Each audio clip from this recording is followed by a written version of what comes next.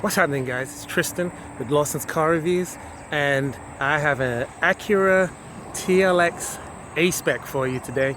It is the 4-cylinder 2.4 liter turbo, so it is not the V6 A-Spec, but we got to start small and work our way up to the V6. That way we can do a good comparison. So let's get ready for this review. Let's get it. What's good, YouTube? This hood is really light. Giddy up!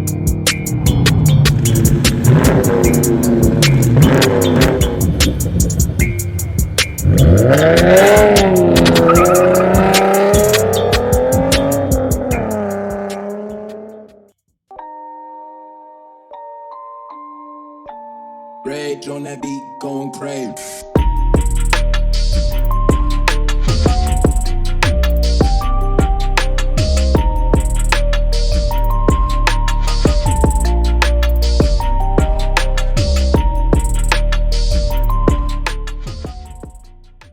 First things first, this is a 206 horsepower 2.4 liter 4-cylinder engine. It has 182 foot-pounds of torque, so you do get good gas mileage out of this. As I said, check in the description box and I'll have all the stats for the horsepower, torque, gas mileage, all of that stuff. That way I don't have to waste time talking about it. But let's speak about the styling. I think that this car looks awesome. Sinister. I love the front grille, love the Acura badge. Also love all of the fog lights, all of that good stuff. And the car just looks really sharp, to be honest with you. You get these 18-inch wheels and you get the A-Spec badge, which A-Spec, for the most part, means that it's a sportier vehicle, but you really don't see too much performance gains on this 4-cylinder model. It's more the V6 that you have to look at in order to get the horsepower, which is 290 horsepower out of that particular version. And you get these awesome looking exhaust pipes. They are not legit though, because as you see, it's just a small little pipe back there, so this is more decorative. And then in the back of the car you get a decent sized trunk. So trunk size will also be in the description box if you want to know. You do not get a spare, you just kind of get like a kit for a flat tire like you get in a lot of these cars. And the windows are all blacked out, and you get the super dark wheels. I don't really want to speak too much about this car because I more just want to drive it, but it's a nice sharp looking car, I have to admit. The interior, when we come over to this, and you will like this too, when you lock the car, the mirrors fold in. When you unlock the car, they fold out automatically. So that is a pretty cool feature. There's plenty of leg room in this vehicle. So I've already sat in it and driven it a little bit. These red leather seats honestly do a great job in this car. They're super comfortable. And if you look in here, you get the auxiliary ports, you get power outlet, the 12 volt, you get an electronic brake and some storage space down here where you have your USB and another 12 volt right there. It is push button start, so you hold your foot on the brake, press the button, car starts right back up. And the seats do have memory setting, so the car has 2 different memory settings on the door, and they can be preset. One for you, one for your wife. And the infotainment system and the navigation are actually quite nice. Some people do not like having the split screen, but I actually like it because then you can have your navigation at the top and all of your radio stuff down here.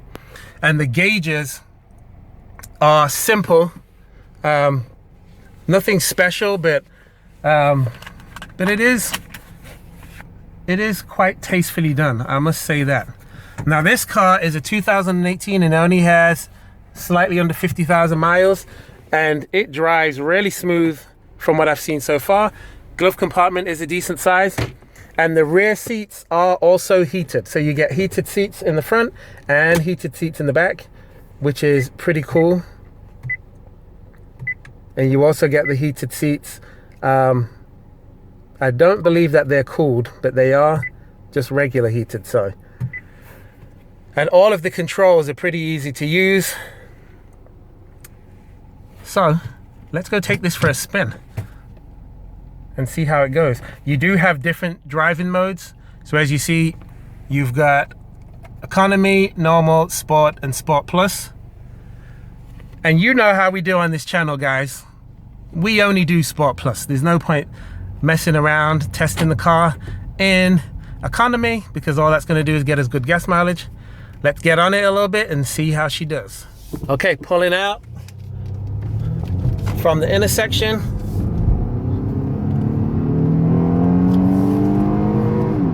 Okay, so the car definitely does lack some power, but that's okay. I mean, this is more the economy version of the car, so I did not expect it to be a 2.4 liter that is going to be lightning quick. So I'm okay with it, but the car is pretty quiet and it drives very smooth, and it also it has a decent sound for a 4-cylinder. Now I will say, you do get these tiny little paddle shifters here that you can see for the up and down. They are not that responsive, so if you want to shift down a gear, there is hesitation before it then decides to upshift, so or downshift. So I don't like that about the car, because it is not very responsive when it comes to shifting by the pedals. So if I own this vehicle, I would probably just choose to keep it in automatic mode and let it go from there. The car does also come with a sunroof, so that is cool. And this one, with 50,000 miles, is selling for $25,000. So it's $24,995. I'm sure that it could be talked down on the price, but it's a pretty decent price for this car. The rear seats are actually quite comfortable too. And as I said, they are heated. And a lot of cars at this price point, even used, do not have heated seats. So I am actually quite impressed with that.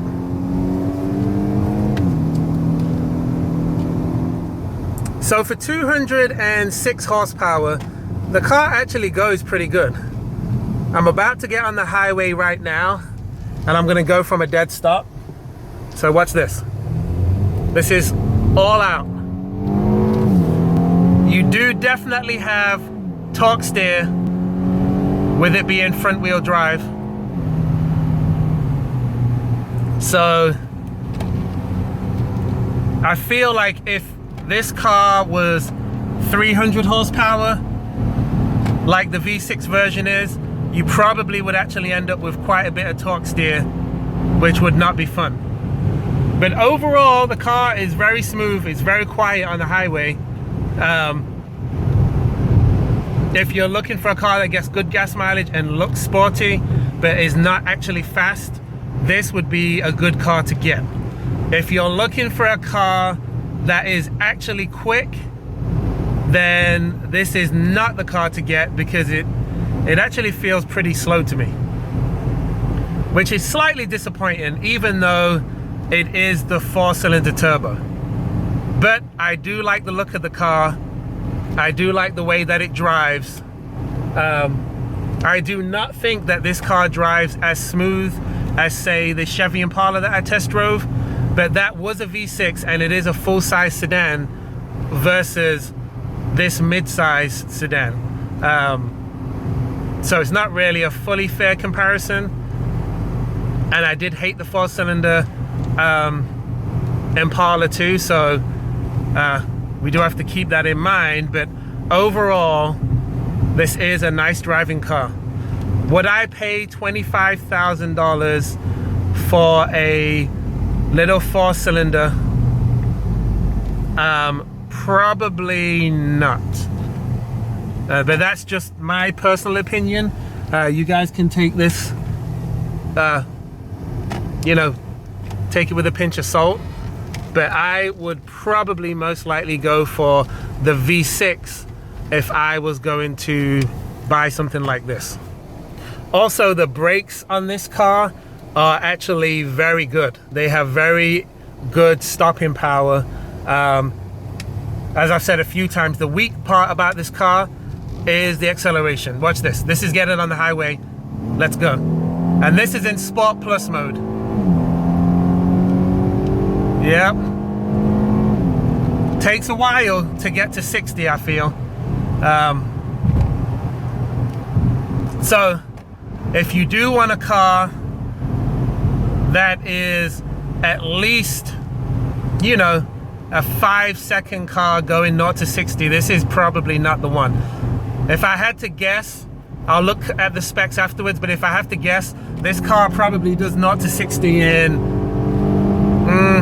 I would say 6.1 seconds, maybe 5.7 at the very quickest, but I highly doubt it. I do like this car, don't like the car for the price, but that's pretty much the end of the review. It is definitely a decent driving car. As I said, I do prefer cars with a little bit more power. Let me know what you think. Have you driven the A-Spec? Would you go for the 4-cylinder or would you go for the V6 version? I definitely need to drive the V6 version because I think it's going to be a lot more impressive. Don't forget to like the video, guys, comment, subscribe, and I will see you in the next one.